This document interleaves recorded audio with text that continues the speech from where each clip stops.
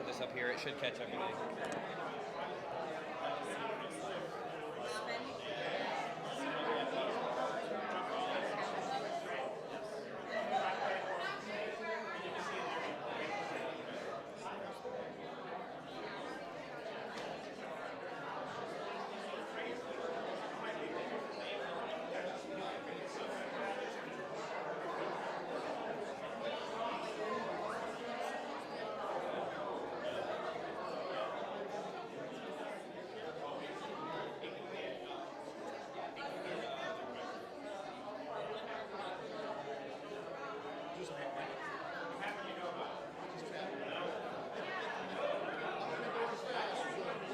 You're going to be going fast? Great.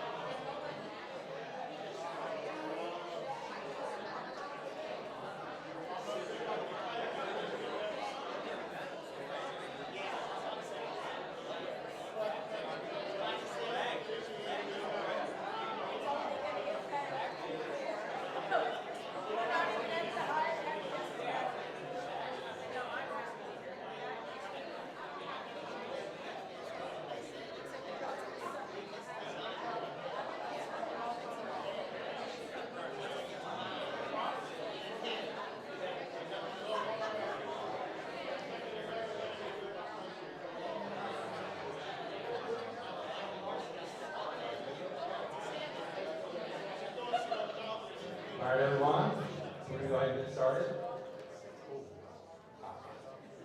Welcome out tonight. We're here, obviously, for the Wellness and Recreation Center feasibility study. My name is Tyler Bobby. I'm the Parks and Recreation Director for the city. This is an exciting process. This is the first step in the process, and we're working with a great group that will come up here in a minute. Just some introductions. I think I have 3 city council people here tonight. I have Mayor Pro Tem Kelly Samarick somewhere. There he is. Councilman Robert Garcia. Those are the groups, and Councilwoman Shelley Cobb is here. City Manager Brian LaBorg is here. And then everyone else is part of our team. There's we've got a lot of Parks and Recreation. Well, Jeff's going to get an introduction in a minute. He's on the slide. So, Parks and Recreation Advisory Board, if you're here, could you stand up? It's a great group. They do a lot of work for the city.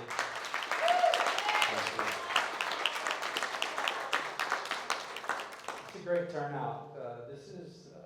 We started doing programming not that long ago in the city, and it's been a long time coming. We have slides that mention that, but BRS and Mick will introduce this in a minute, is a company that specializes in recreation architecture. And we're partnered with a group that knows how to build recreation centers, wellness centers, and we're excited to begin the process. So he'll walk through a presentation, and then we have some interactive things to get to. So thank you again for coming out, and I'm going to hand it over to Mick Massey with BRS.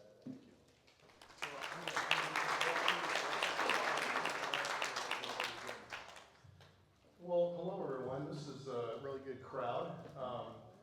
We work all over the United States. We don't see crowds this big sometimes. Sometimes we outnumber the people in the audience. So this is a community that loves their community, and obviously you're here because you want to invest in giving your opinion. So thank you for being here. All right.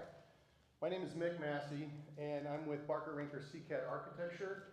We specialize in recreation architecture. We've done over 350 projects across the United States that are recreation focused. What's important to know is there are things we don't do. We don't do high-rise buildings. We don't do schools. We don't do retail. We do architecture that is recreation-based, where people can come together and be a community. Okay, that's our specialty. In fact, we look back at the past performance of our recreation centers to learn from it so we can bring that knowledge forward and try to apply it here in Taylor, Texas. Now that also means you're not going to get a cookie cutter recreation center design. This is going to be a recommendation of a concept that fits this community. And because you're here, you get to participate in helping to shape that program or what it will be. Does that make sense to everybody? I hope it does, because it's an exciting process, and we're going to go through it today with a little bit of your guidance. We're going to focus first on a bit of let me get my PowerPoint working here. We're going to focus first on a bit of introduction to what modern recreation is. We're going to introduce you to the feasibility study process. We're going to present a slide tour of recreation center spaces all over the United States that we've worked on, so you can get a broad breadth and depth of knowledge. Then we're going to play a game together, and that's what all these boards are around here, so we can get some public input. We have a public survey that starts tonight that you get to be the first ones to participate in, if you'd like. You can do that on your phone, you can do that at home. And then we, as a consulting team, are going to gather that information, take it back, crunch the numbers, and bring it forward through design and solutions in the next meeting. So I've already introduced myself. I'm Mick Massey, I'm project manager. Just a little bit of background. I'm from the Parks and Recreation world. I work for an architecture firm, and I'm not an architect. It's kind of weird, huh? It's because I work for a firm that's focused on recreation. Well, what better people to help guide designers than people that have lived the life of operating a recreation center, who've participated in building other recreation centers. But I'm also with Keith Hayes, who's standing to my left, who's the principal in charge. He is an architect, and he's done recreation centers all over the United States, and not one is like the other. Each one is custom to that community. Scott Karen, standing behind me, he's going to be focused on operations. You'll learn through our process that knowing the cost of operations of the building will help it to be sustainable. If we know we can afford the building from an operations plus a revenue standpoint, then we bring a balanced approach to this project.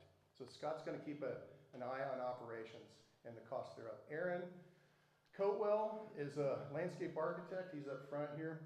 He's with Half & Associates, and he's gonna help us figure out this inside-outside connection of rec center to land to the rec center, utilities, ingress and egress of vehicles and emergency vehicles, and he's got a big job.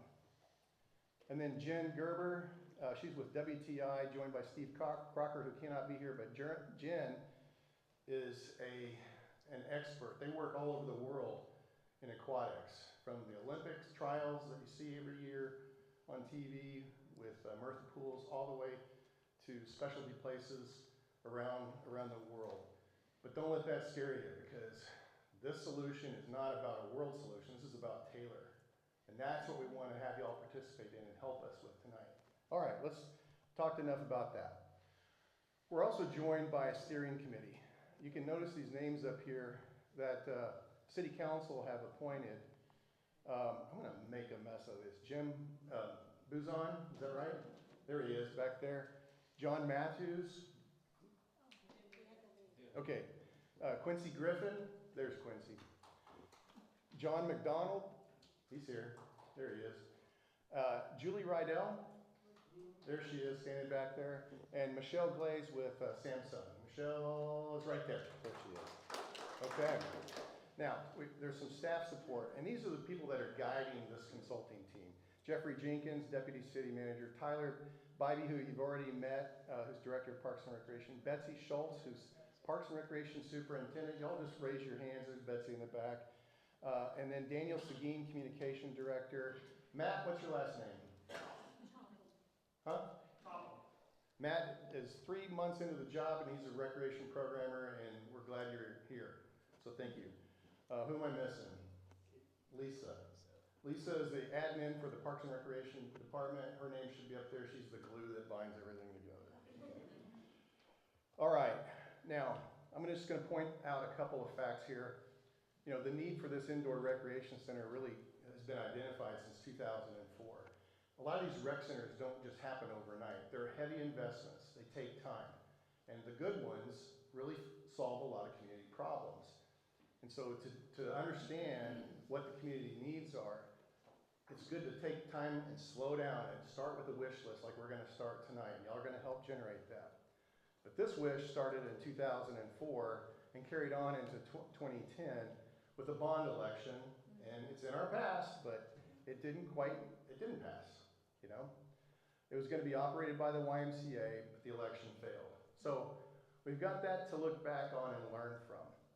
Then Taylor is going through this economic growth and population expansion period right now, and that's putting pressure on a lot of demands for the city to fix the streets, to provide more parks, more roads, more infrastructure, but it also, look at that, enhanced quality of life services are increasing.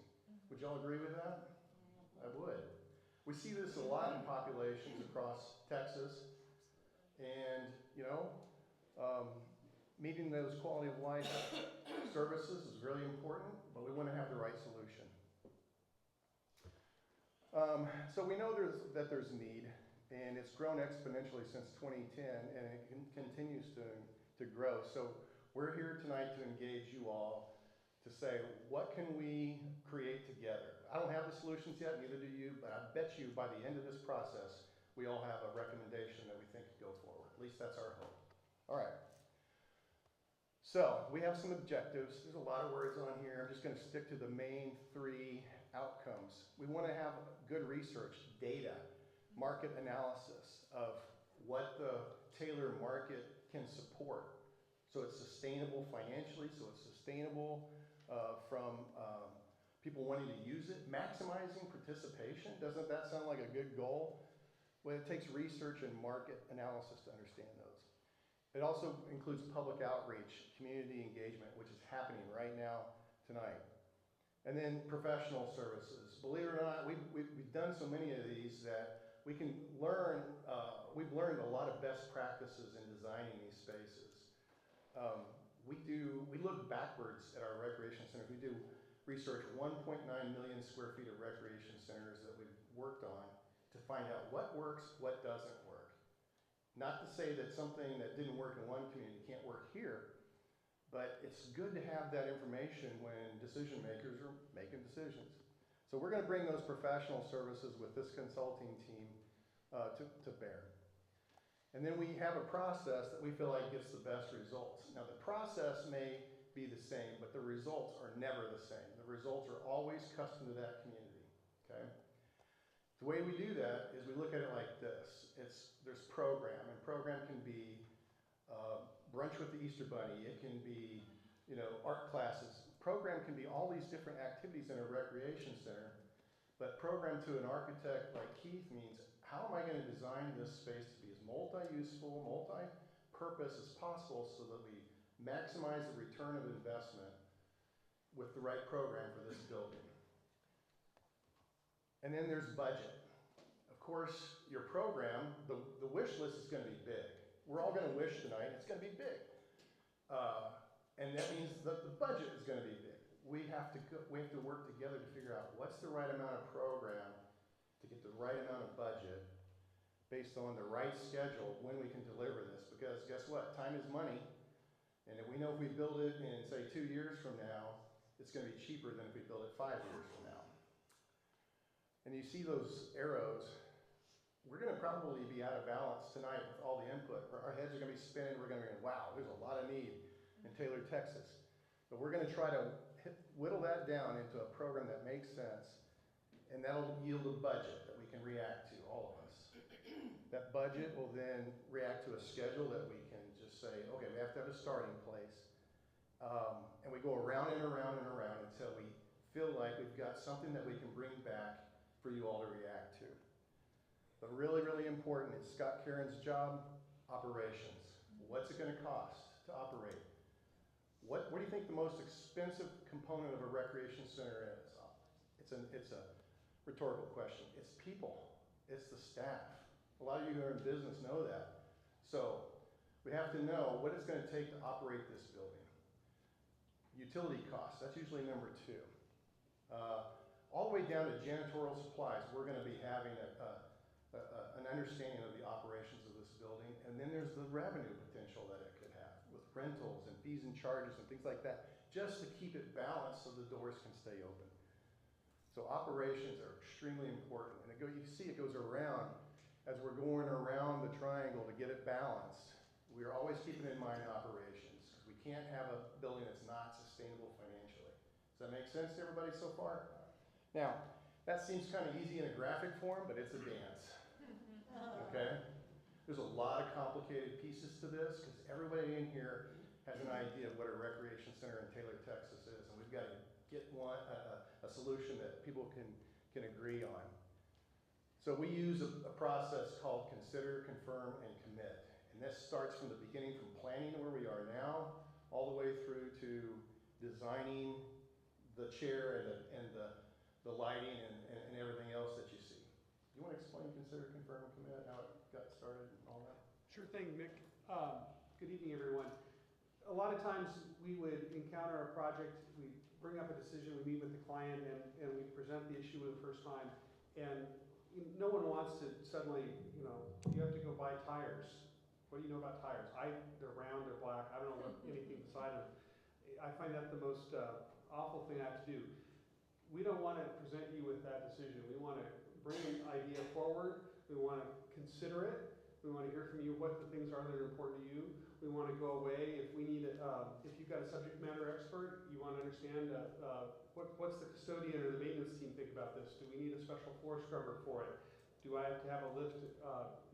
What's the return on investment for this product? We'll come back, we'll confirm, we'll bring, if we need a manufacturer, a trade partner, somebody in to educate us about it. And then we're in a position where the third time we hit the discussion, we can make a decision and we can commit to it. And so that's what we've found great success with this. Everyone walks away, we feel better that we're educated about the process, we haven't been forced to make the decision, a snap decision. And what's more, it's not to say that we've gone through this process and we can't change our mind. we absolutely can, but we now have a reason, we've got it documented why we came to that decision. So we decided we're gonna commit to this particular idea, this is why. If we wanna change it, okay, we can, we talked about this and that was a major decision point. Well, that's not as important now, we need to think of this other factor. So the reason we bring that up is because you're gonna hear these words over and over again from us. All right, let's talk about project schedule. This is a feasibility study on a recreation center for this community, and it started with a kickoff meeting in August. Here we are in September. We had a steering committee meeting this morning, and that went really, really well, or this afternoon, I should say. Now we're here right there with the public meeting. You can see that on September 25th. We're headed towards the next public meeting on November the 20th. So I hope some of you will get out your phones and enter this into your calendars. Likely the same time, likely the same place. In between, we're going to ask the steering committee to get on their feet, get in a car, and drive up to Dallas-Fort Worth to look at recreation centers up there. Why Dallas-Fort Worth? Well, let me tell you, there's been multiple recreation centers invested in Dallas-Fort Worth that have met the growth that's happening up there. These are some of the newest and most cutting-edge recreation centers in the United States. And so the steering committee is going to go look at these recreation centers to get an education, a baseline, if you will. Not that one rec center up there is going to be the solution. It's just, there might be bits and pieces. Oh, I like that. Oh, I don't like that. I want to bring that back to my community. I want to have a conversation with my neighbors about it. Then we'll do a workshop with the steering committee after we hear from you all again. And we'll go to city council for their input. We'll finalize everything we've heard and deliver a final presentation to the city council sometime in February, and then wrap up with a delivery that'll be online with the study in March. So it's a fast-paced study, but when we look at what all is going to come out of it, we're pretty excited. This is more of a detail of when, where, and so on. I'm not going to bore you with all that, but the point is it's keeping us organized. All right. So, there are outside agencies that probably would have interest in coming to the table that might want to have a conversation. Hey, what if we ran it for you? Don't know yet. But, you know, the YMCA comes to mind of Central Texas. Boys and Girls Club may want to. Private sector operators may. It's just part of the conversation right now. This whole thing is to be determined. Nothing is predetermined at this point. We want to hear from you on your thoughts on that. So I put TBD on there because operations is not yet known completely. But we need to determine the right size of the building first, the right fit for the community to see if we even have a good fit for a third-party provider rather. So it's way early to be into those discussions. So can we just agree to table that for now? While we go through determining the operations cost, potential revenue, need to study in-house operation versus private operations, determine if Taylor residents are willing to pay third-party fees and charges. We don't know yet, but we're going to try to get there together, okay? So we're going to put that on the table until we know more about the program, budget, schedule, and impressions of operations. I want to invite Scott Kieran to come up and talk a little bit about the market analysis. Good evening, everyone, and as Mick mentioned, I appreciate the opportunity to be here before you guys tonight. Just like Mick was a Parks and Recreation professional, I was in the field for 27 years, and I was a director in Longview, Texas for 8 years, so prior to coming over to the private side. So it's fun to work on these projects with communities. Our first task is identifying the potential market for these types of facilities. And so here, what we've done is we take a look at the green boundaries, which are the city limits of Taylor. But then we know that the use of this facility is going to extend beyond that. So we looked at about a 30-minute drive. You'll see that it's shortened to the west because there's a facility over there to the west of you guys in a community we won't mention. And then there's one down to the south as well. So we know that for the most part, this is where folks could potentially come to use this facility. It's not to say that we won't draw folks from outside of that, but the bulk of the use would come from Taylor primarily, and then secondarily from this, we've identified this within this red boundary. When we do market reports, we have a lot of key indicators we look at. The 4 big ones, though, are the total population. What is the size of the community? Does it have a massive population that they're able to support these types of facilities? So the population here is just under 20,000. This is based on national information we get from the census, but then also projected for 2004. And so when we see facilities around or communities around 20,000, that's beginning to see and percolate with these types of needs and wants for their communities themselves. Average household size 2.6. The reason this is important is because one of the primary users of these facilities are children. The larger the household tends to have more children within the households. So that the larger that number, the better the opportunities are. And we need to look at the program, the activities that take place within that facility. It's not to say that we don't look at older folks as well, but the uses are a little bit different. So we sometimes want to cater that program to what the community looks like from a household standpoint. And that's coupled with the median age. Again, if we have an older community, then we want to make sure that we're catering this facility and the program to that. And then lastly, household index, income index. So is it affordable for folks? How does this rate compare to other places across the country? And so when we start diving into this, here in Taylor, this is the far left, on the right is the national average, and then the green is the state of Texas. And so as you can see, the median age for Taylor is a little bit older than Texas overall. Not necessarily a bad thing, but it is a little bit older community. And so then we need to understand what that means. In addition, the household income is less than the state and the national average. We do look at the expenditures as well. So we need to understand what the balance is between what they're bringing in and what they're spending. And the expenditures here are commensurate with their income, is what we have found. And so people are living within their means in general, for the most part. But it's a little bit of a struggle as well. The next thing we look at is that age distribution. All right, so where are people, where does our population fall? And as you can see, the 25 to 44 is the most of it. But where we exceed the national average here in Taylor is on the 6 to 17. Again, starting to look at those key indicators. All right, what are some of these, what are people looking for potentially within a facility? Well, that 6 to 17, we know there's a large demographic there comparatively to the national average, so we need to consider that extensively. But then also, we're not building this facility today, and we're not building it, it's not going to be here tomorrow. It's going to be out into the future. And so when we start looking at what's the growth look like? And so as you can see, kind of that 6 to 17 is going to be relatively flat, potentially, but we're going to have that 25 to 44 age group that's going to be increasing. And again, some of this, there's a little bit of unknown as to what the impact of bringing Samsung here is going to involve, but here's what our current demographics indicate and look like that we're going to do. And then lastly, what we look at is the market potential index. So we look at a number of different activities that could take place within a facility, and we can itemize and look at what in Taylor the participation potentially is. What percentage of that population, what that means on adults. So this would be the 18 and older crowd. We do some other figures that looks at the 6 to 17, but this one in particular is we're just looking at the adult age groups. And so the MPI, the Market Potential Index, that column on the right-hand side is what that indicates is 100 is the national average. So anything above that, there's the potential there's a greater interest in the national average. So courts, volleyball. There is a significant interest in having courts here. Soccer. People want to play soccer with their age,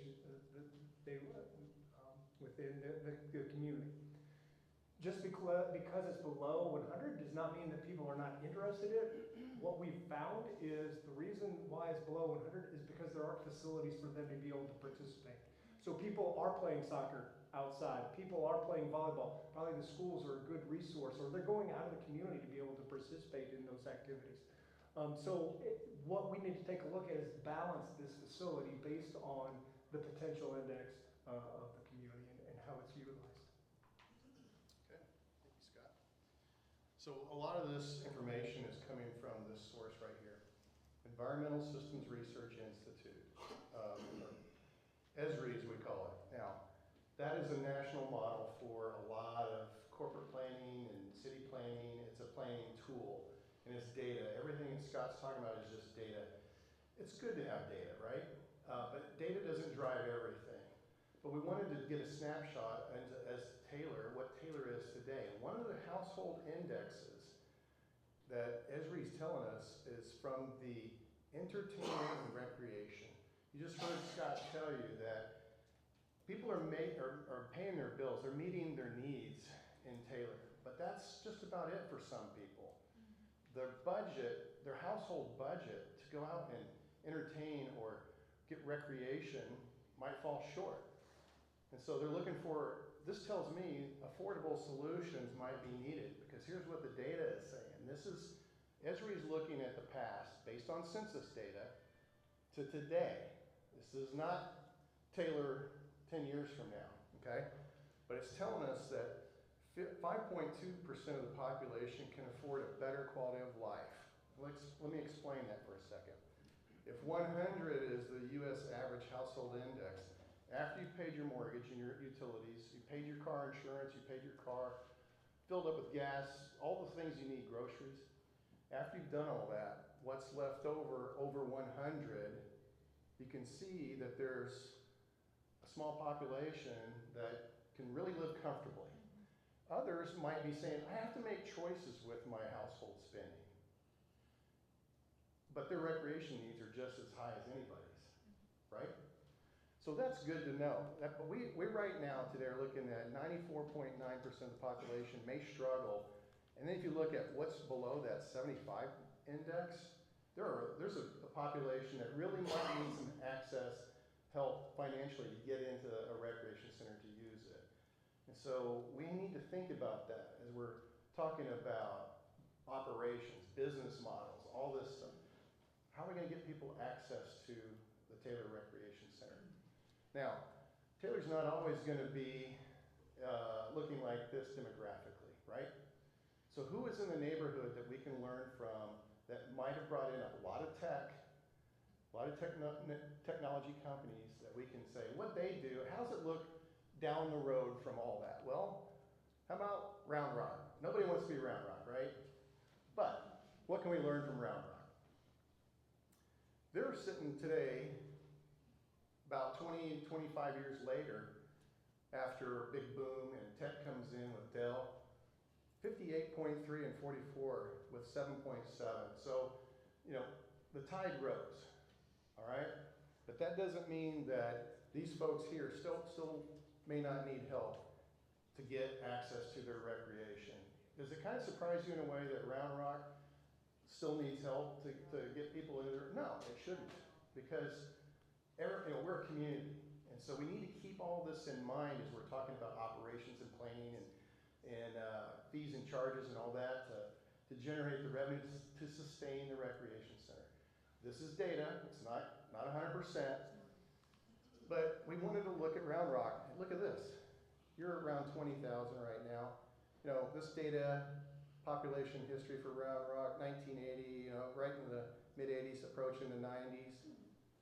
They were around 20,000 where you are. Dell moves in, okay?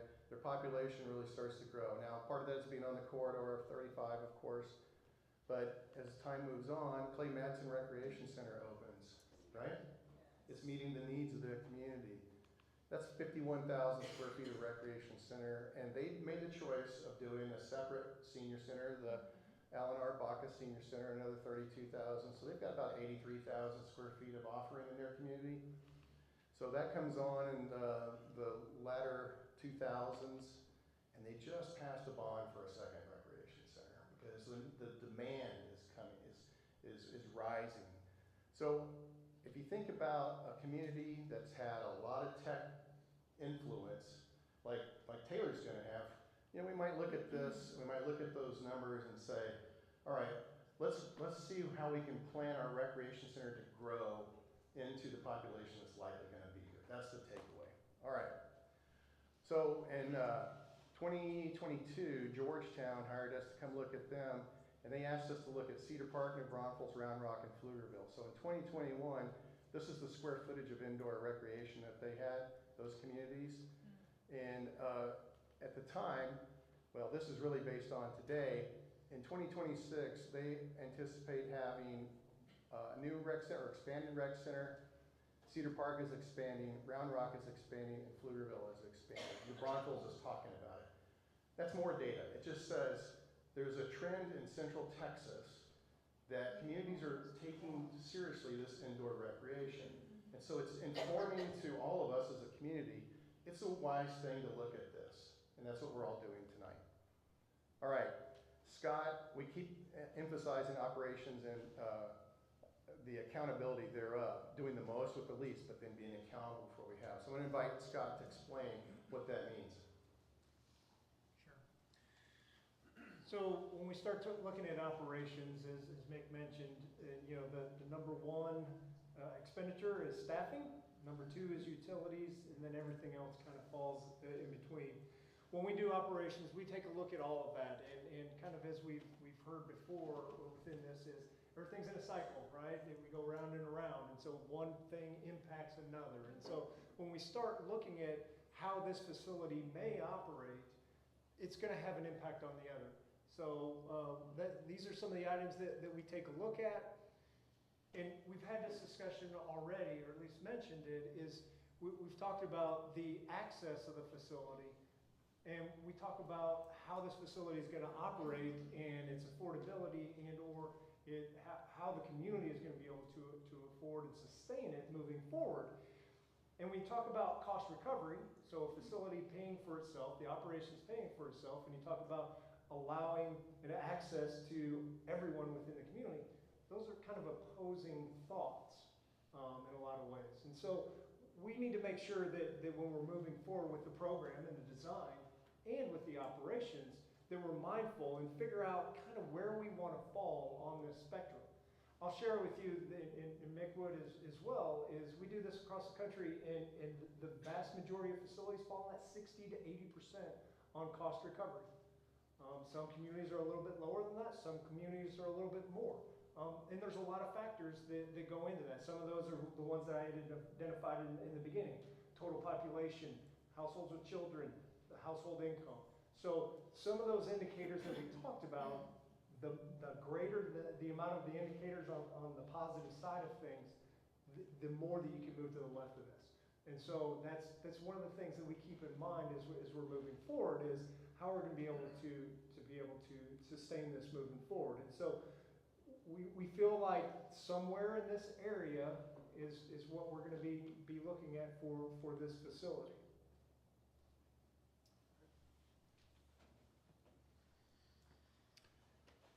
Big question is budget. In my world, it's really the first cost. We take the operations very seriously, because once we build a building, you're gonna have to pay to operate it year after year. But initially, we wanna talk about how much the building costs. And our approach is to recognize that different parts of the building have what we call a different cost density. The cost to fit and finish out this space, for example, with the projection technology, the carpets, the acoustic, the sound system, that has one sort of cost density, if you will, as opposed to a gymnasium would be very different, with a wood floor and spectator seating and all the hard surfaces that are resistant to basketball or volleyball. And that might be very different than a pool, a swimming pool, with a water treatment system, all the water in it, the tile finishes, and so on. We're cognizant that we need to plan for volatility from day one. We want to make sure that when we get to the end, we've got enough resource to work with. And that involves a series of components. A lot of times you hear the project costs, or the cost of a project, and they're probably talking about the hard costs, the construction costs, what we're paying the contractors to actually build the building. There are a bunch of other costs though. There's the design costs, we've got permits, water tap fees, utilities. There's furniture, fixtures, and equipment. If we could take this building up and we could turn it upside down, all the chairs, the tables, the lectern, the microphone, those would all fall out. Those are furniture, fixtures, and equipment. We have to budget for that. And then in addition, there's inflation and time. And so we want to have a rational schedule. When are we going to build this? Once we finish this study next spring, and once you all decide how you want to proceed with the project and fund it, it's going to take about a year to design the building, and it's going to take a couple, 2 to 3 months to go through the contracting process, bid the project, get all the contracts in place for construction. And then it's gonna take, depending upon what's in it, anywhere from 10 to 24 months to build the project. So sitting here right now in October of 2024, I'm starting to forget what year it is, we could be talking about a project that isn't gonna open until 2028, 2029. So we wanna have an accurate idea of what the inflation of the time is, the impact of inflation, and make sure that we have contingencies, because we will have unforeseen conditions. It's gonna happen. We also want to talk about we want to consider the financial options.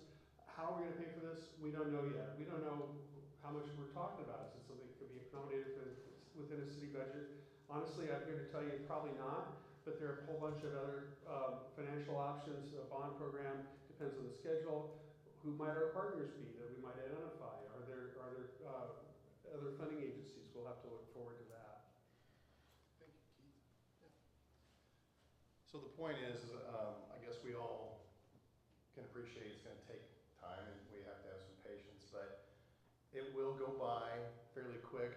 We'll get the input, get the feasibility study going, and then we'll see what the life of the project goes from there. Program. This is where we're going to start to have some fun. Okay, I know y'all been really patient. We've been lecturing to you, but let's have a little fun now. Okay. All right. Program. First of all, everybody wants to know, where is this thing going to go? Who wants to know where it's going to go? Everybody, raise your hand. I know you do. I know you do. I do too. That's another thing to be determined, because how do we know what size building we've got until we go through this process, get your input, understand your wants and needs, can put some efficiency to that design, come up with the design, come up with solutions, figure out what we can afford. Once we right size the building, we can find the right site. Okay? But we do know a couple things about it, that this site needs to be accessible to people, hopefully accessible by foot, or walkable, hopefully. But, we've got a lot to look at on that. Master thoroughfares, major thoroughfares, things like that. So more input, more to be determined on the site. The possibilities. All right, now I'm going to show you a slide presentation and get some help from the team about what we see happening in America right now in indoor recreation. Some of it's fun and easy to see how it might fit in Taylor. Some of it is you're going to go, that is not us. What are you showing me that for? But it's fun to look at what other people are doing so that you can say, well, maybe I didn't think about that. All right. First, I'm going to start with fitness. First of all, it's the number one driver to bring people into your building. People are looking to get fit in America. Okay. But it starts with lots of open air, lots of light, lots of spaces to stretch. This equipment, it's not getting smaller, it's getting bigger, and it's getting more technical. And we've designed these, what we call curbs, to put the technology, the cords, the electricity in them, so you're not tripping over them. Okay? Now 24-hour Fitness stole our idea, and they're doing it too. That's okay. We're trendsetters. We can do that. But the idea here is fitness needs to be accessible, open, light-filled spaces with good air movement. Functional fitness is on the rise in America right now. It's muscle against muscle. It's using equipment to work your body and your limbs and muscles. It's things like this, just adding simple turf that you can run on, or use the ropes, or sprint, and in between hitting the weights. Functional fitness can be a lot of things. It can be an experience like this. Everybody can lift a medicine ball over their head, but when you're doing it with your neighbor and it's kind of fun, and it's in a curated class, you're gonna go. It's gonna drive you to go get fit. There's things like this in functional fitness too, where you can add a bay. See, these are bays right here. You can add a bay to this and just keep on going with this. This is in Dallas-Fort Worth area. There's only like 4 of them in the state right now.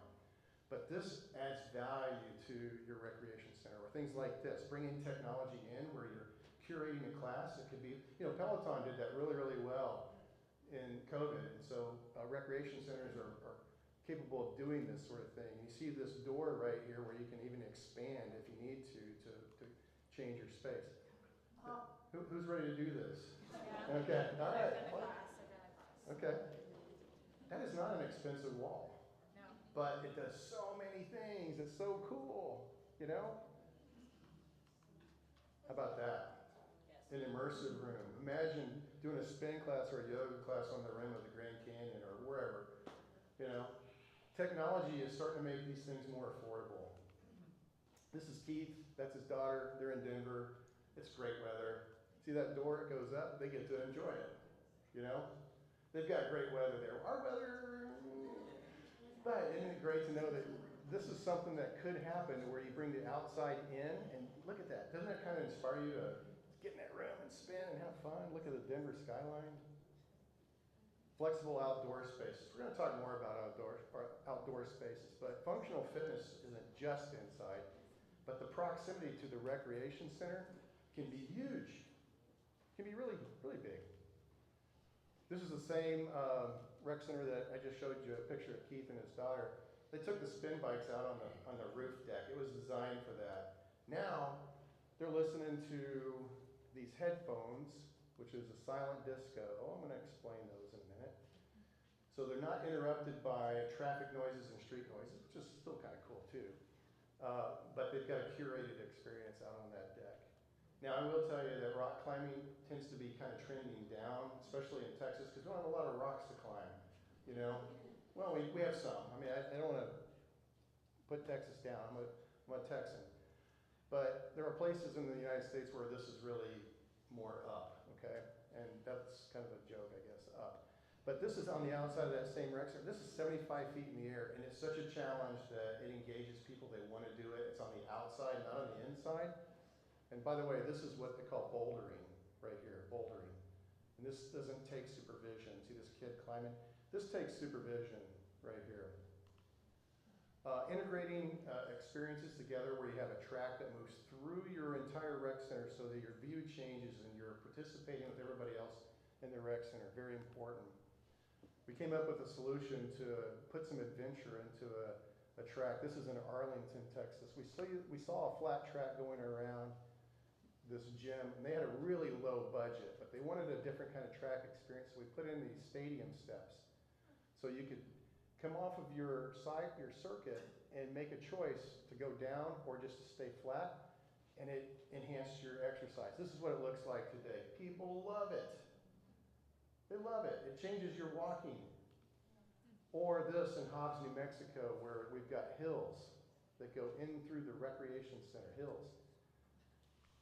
Stadium steps and hills so that you can go on the flat track, but you can also have a choice to vary your exercise.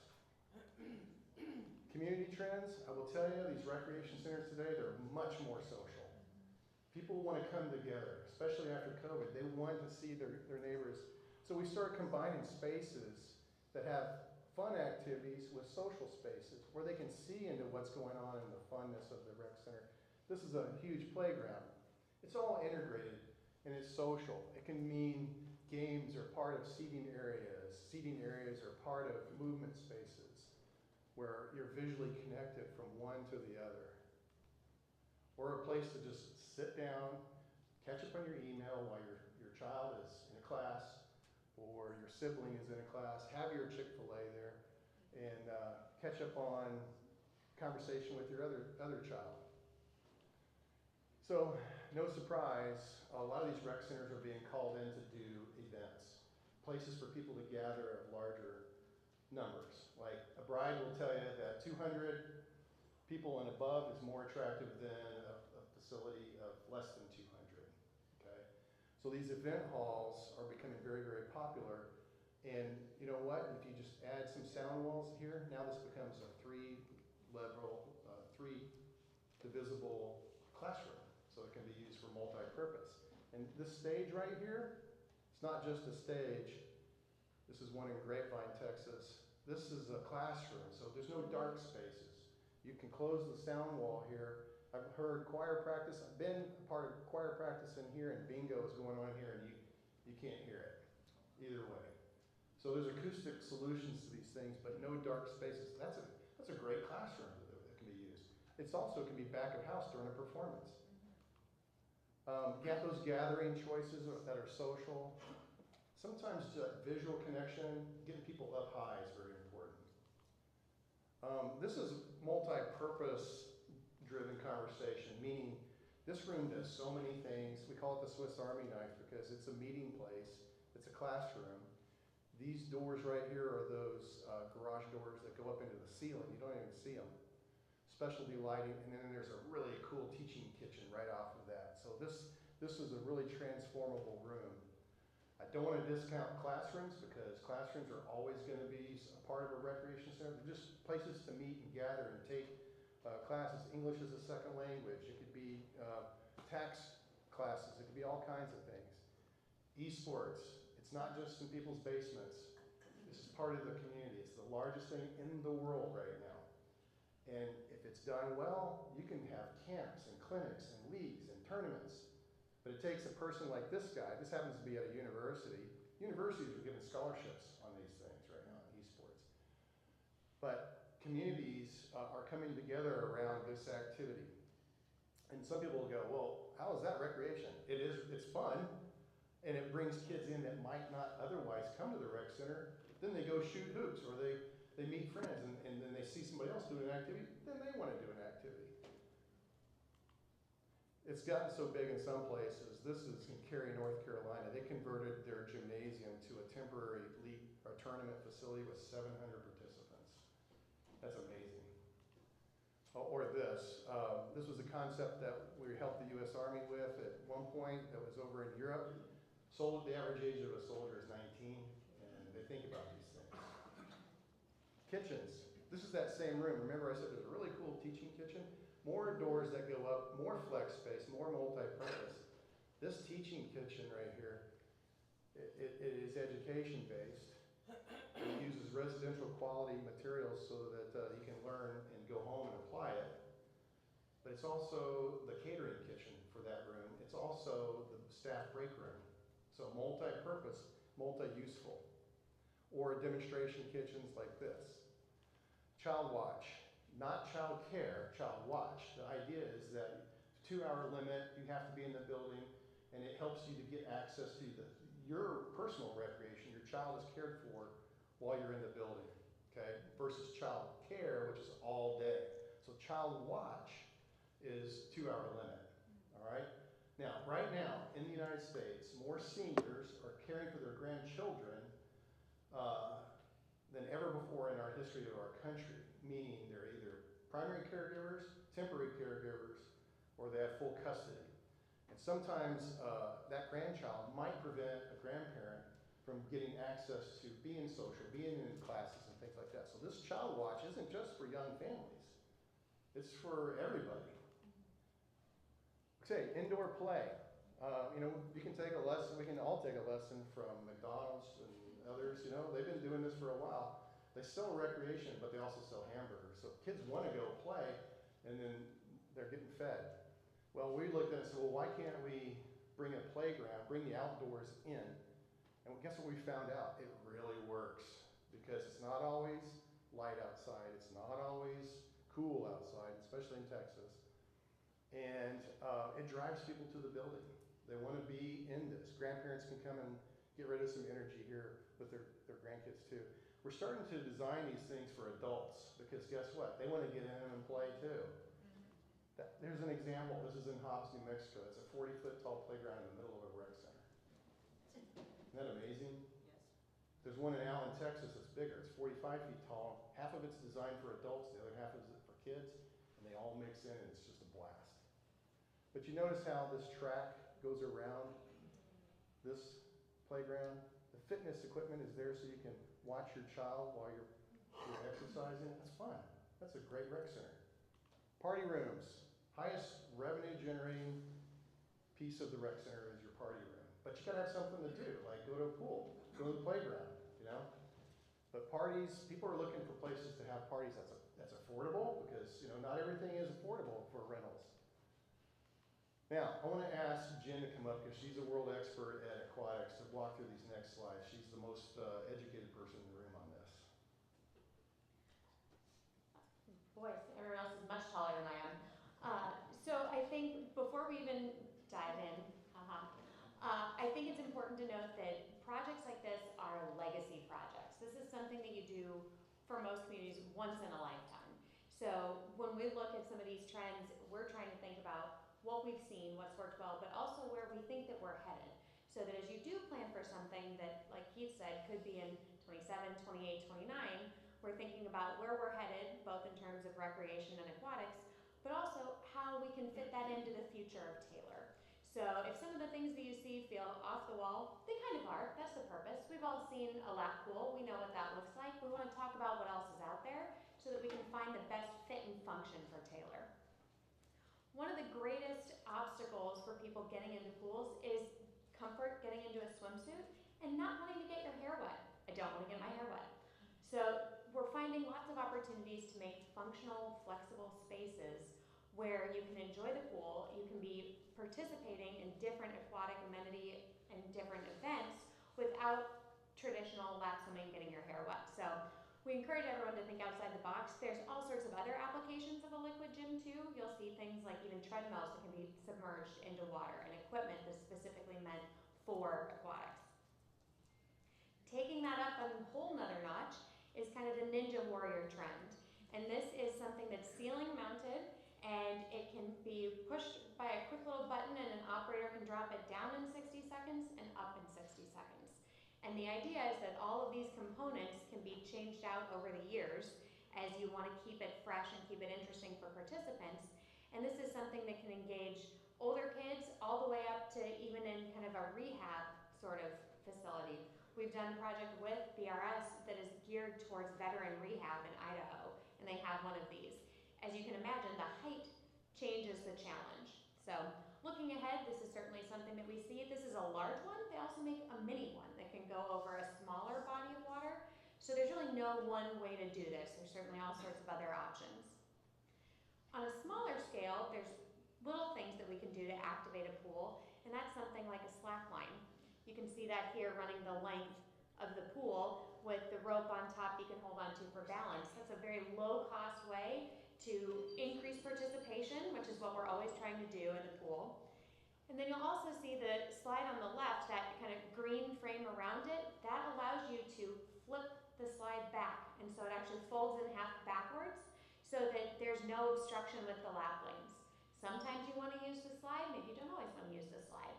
And that really is the goal of what we're trying to seek out in aquatics and in rec centers, is finding spaces that can be flexible and functional. As we heard earlier, you saw the blue $3 signs. Aquatics are an expensive portion of the project. So we want to be thoughtful about that and make something that's going to be very, very multi-generational and multi-purpose.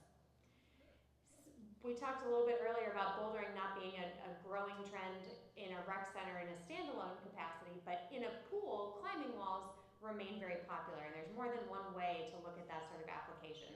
It could be in an independent standalone climbing wall. It could be built in as part of kind of a cliff diving and even attached to a slide tower like you see on the left. Kind of a lower cost solution as well is putting slide timers into a water slide. Many of us have been down a water slide, but it changes the experience if you're being timed with every single ride when you go down. And you can compete with your friends and you can compete with family. I've actually been to this Hobbs facility where I've watched a bunch of adults really competitively race each other down the slide. So it was fun to see how in a different setting, adults really participated in this sort of environment, let alone how you can imagine it would work for families. Then there's all sorts of things that we can consider relative to just the programming of the pool and the scheduling of events in the pool. You might consider doing something like Battleship in the pool, or even underwater hockey is something that we see in pools, or even dive-in movies. And dive-in movies can be a quick roll-in screen. This can be in an indoor or an outdoor environment. It's a great revenue generating opportunity. And then it can even be something with a more permanent screen that we'll look at in a little bit here. Mick has touched on the fact that there's no rec center that is repeated. There are best practices that we look at, but part of what makes it feel like home is how we can find an opportunity to make local connections and bring the outside in. So this was a project we all worked together on in the Pacific Northwest, and you really had that place-making opportunity. You felt like you were in the Pacific Northwest with some theming and bringing that rock work outside, inside, and making it a place for people that is focused on recreation, wellness, and kind of that themed environment that you might find at larger, costly facilities like a Kalahari. Those are heavily themed, but this is a way we can theme it to Taylor. The This is another facility that we worked on that was in Arizona, themed towards the desert. So you'll even see on the play unit over to the left, there's the yuccas that are designed into the panels of the play structure, and cactuses that have spraying features up top, and then kind of an Old West looking dumping bucket. So all sorts of things that we can do to make this facility very unique to your community. Then we kind of look at experiences, and a slide isn't necessarily just a slide. You'll see in the middle picture there's these translucent bands that are strategically placed throughout the slide, and it feels like you're going faster around the curves. So it changes what that experience feels like for the rider. Then there's things that we can do to use space that isn't otherwise utilized on the right so that that slide tower is inside and fun to look at.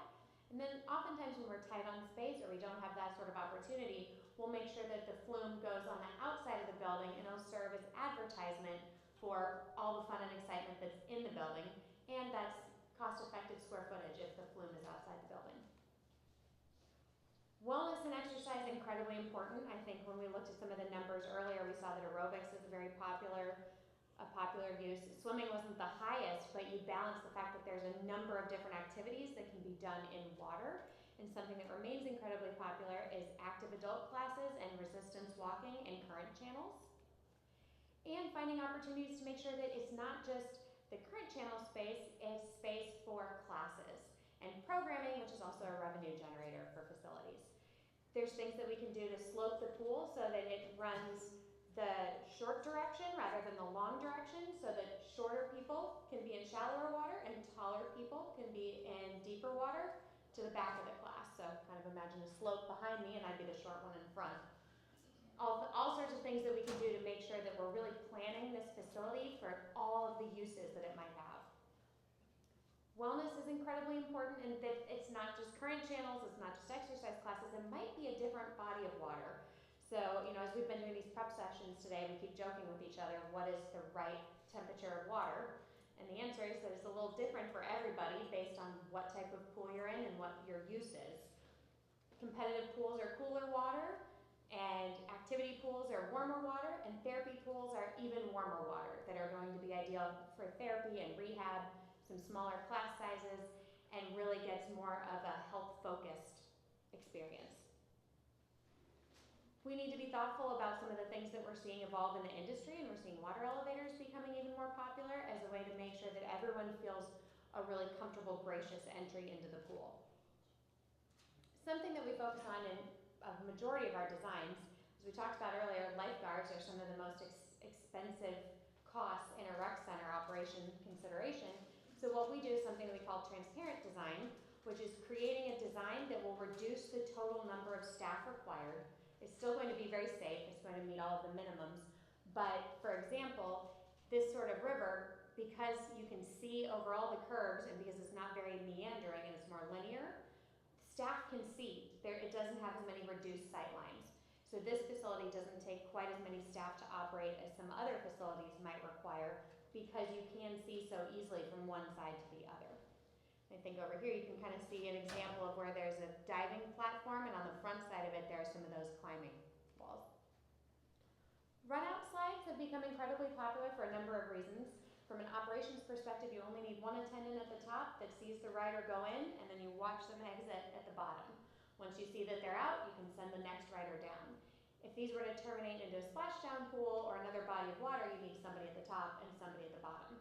So you were able to cut a whole person without reducing on the experience. Secondly, you can see that the slide flume is outside the building, creating that advertisement for the fun inside. All sorts of different things that we can do with lighting. I think sometimes natatoriums get a bad rap for not having great lighting sometimes. And so this group has been really creative about finding ways to create different experiences with something as simple as lighting. So you can see almost kind of the street lamp style lights around the perimeter of the building that push the light down and create one atmosphere. Then you can see at nighttime, you can see this nighttime feel that creates a completely different atmosphere with the lighting, with some of the blue lighting that you can see up high, and the in-pool lighting. And again, we're not asking for pool light decisions today, we're just showing you how far recreation centers have come so you can get a feel for some of the decisions that we'll be looking to make down the line. Well, this slide talks about lighting, but there's really a whole lot that goes into this. But what I think is exciting here is you can see the blue clouds, both the circular shapes that look like little atoms and the ones higher than that that look like clouds. Those have lights and sound, and water comes from the sky, and it can be fully programmed. So I think this facility does a great job of bringing the outside in, and it's meant to mimic a desert thunderstorm. So you actually, it's kind of thinking the Rainforest Cafe. You can hear the sounds, you know the show's gonna go off. But I've also been in there when they programmed it to current music, and it was there for a party. So there's all sorts of different things that can be done, and that is water that does come down from the sky. It's not constantly running, that's something that's gonna be programmed and on a timer, and so it's maybe 10 minutes of every hour, something like that, and it kind of builds anticipation for something to look forward to. Something that we're seeing in the entertainment market that has made its way into the recreation market is a prevalence for surfing and opportunities that kind of take that thrill level up a notch a little bit. So kind of gone are the days of the simplistic pools, and we're really becoming very forward thinking about what's gonna entertain our users. And one of the hardest to entertain user groups is teens and tweens and your older kids. Something like this is a great solution for that and definitely worth considering. I think we've also all would consider a wave pool kind of the quintessential outdoor water park staple. This is a wave ball, and that's mounted to the bottom, anchored to the bottom of the pool, and moves up and down and generates the wave right there, rather than in a big wave caisson building in the back of the wave pool. And in and of itself, you can see this guy on the top left having a great time. In and of itself, it's kind of a feature. So we're seeing these put in to create wave experiences in pools that aren't necessarily wave pools. We've done them in rivers to create action wave rivers as well. Now this feels kind of funky, but it is actually very cool. It's a standing water slide, and we've now put these into a number of facilities. And I will let the video show you what it is, because it will. So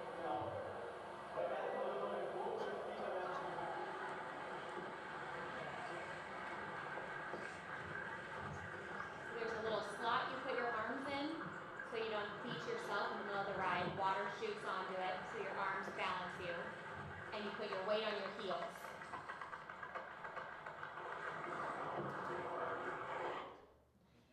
So it's interestingly kind of the experience of sliding on a freshly waxed floor in socks, and the feeling that you get doing that.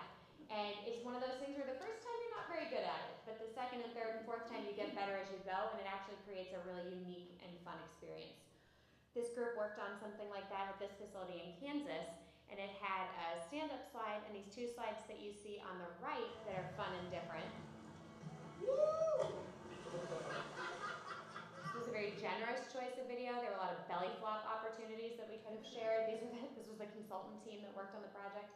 But all of this to say that there's so many different applications of aquatic facilities that we can look at and different features. We just want to make sure that we show you all the different things that we see that are coming so that we can consider those as a potential option as part of this legacy project.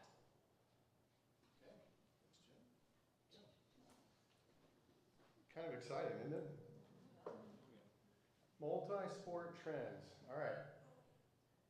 No surprise gyms are in demand, right? It's the surfacing that's changing. It's the activities that are changing. Pickleball wasn't even imagined about 20 years ago, but it is in high demand now. Surfaces like this can do much more, like futsal, gymnastics programs, or pickleball. And pickleball players tell us they prefer the synthetic floor over the hardwood floor. Basketball players tell us they prefer the hardwood floor over the synthetic floor. But they each have different functions. And so the idea is that we need to find a balance that's going to fit the tailored solution that feeds the budget. Here's a simple thing that's happening. It's turning your gym into a video game. I'm going to play a video and it'll kind of explain it.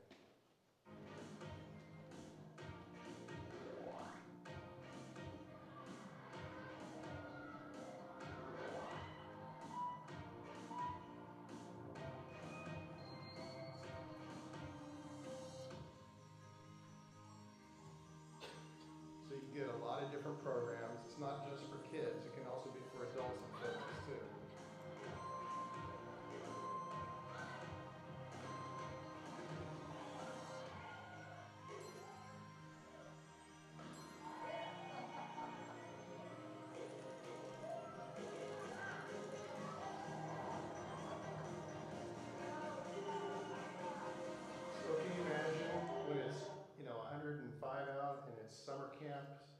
kids are hot, and you gotta get them out of that heat. You take them into the gym, let them get rid of some energy. What a great tool. You know how much that costs? $30,000. That's not that bad, you know? It isn't. It isn't. If you think about the play value of that. Or this is silent disco. I saw some people nodding their heads about that. This happens to be at a resort in Mexico. This family is listening to music. Some of the ones in green are listening in Spanish, the other in blue are listening in English. They're all out there, and they're not disrupting the rest of the resort. The way we're seeing it used in recreation centers is you can change your experience in yoga and exercise. Bad singing doesn't get eliminated, so yeah. This is a turf area in South Lake, Texas. It's not a regulation soccer field. It's not a regulation football field, but this is one of the most loved loved places in this rec center because it's used for so many things. Tai Chi, yoga, practice. You could drop batting cages down and have batting practice there. Velocity sports with soccer and football passing. It does so many different things. Here's a solution we're finding. This is in Kansas, but we just did one of these in Allen, Texas, where you take your synthetic turf, and then by adding these squares of turf, you can convert it temporarily, seasonally, but it requires this. You got to be able to have storage to put this away. So this takes thought.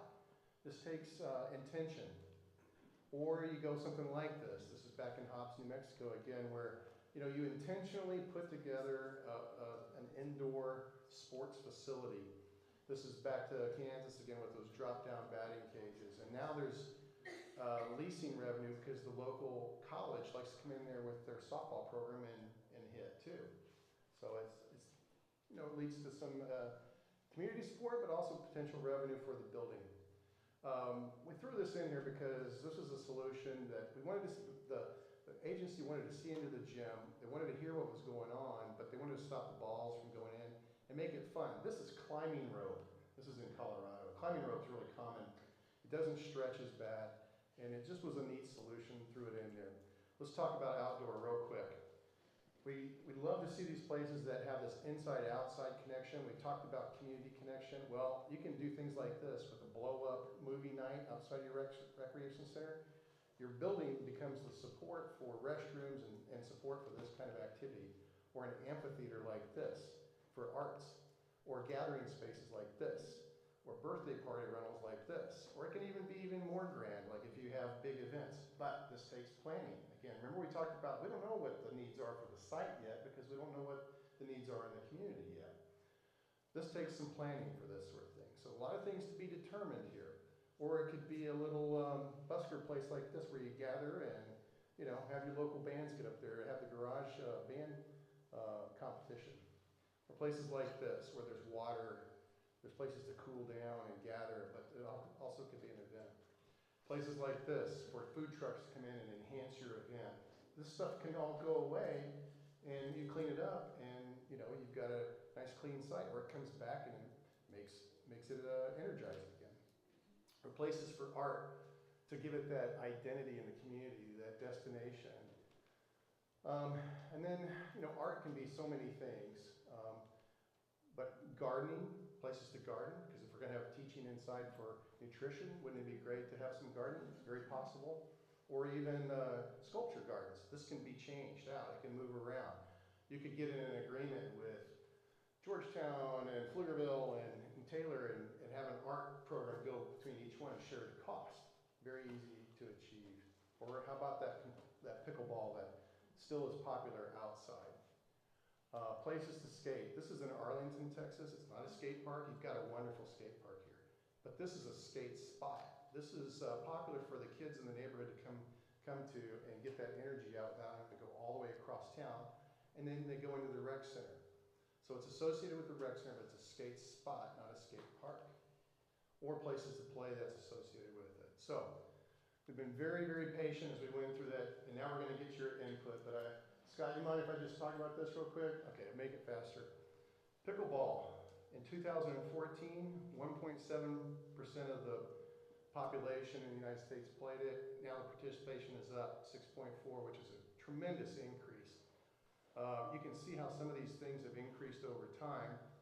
But That's not to say that just because basketball is down 25.5 to 23.2 doesn't mean there's not a need for basketball. It's relative because there's still a lot of basketball compared to, say, table tennis or volleyball. There's a lot of basketball. It just happens to be trending down a little bit. That's all.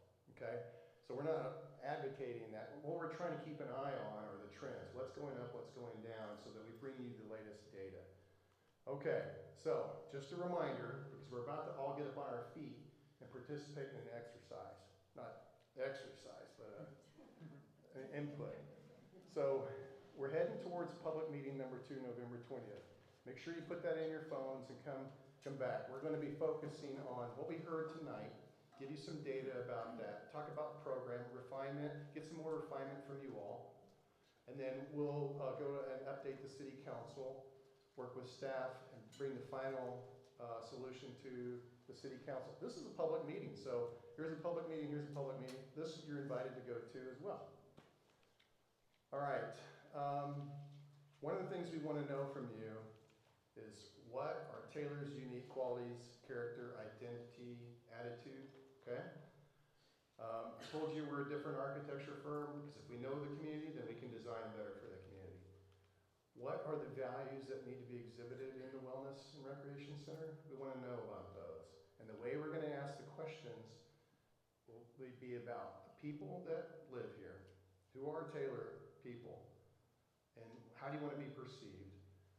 The place, where do people live, work, and play? Tell us about landmarks, places of interest.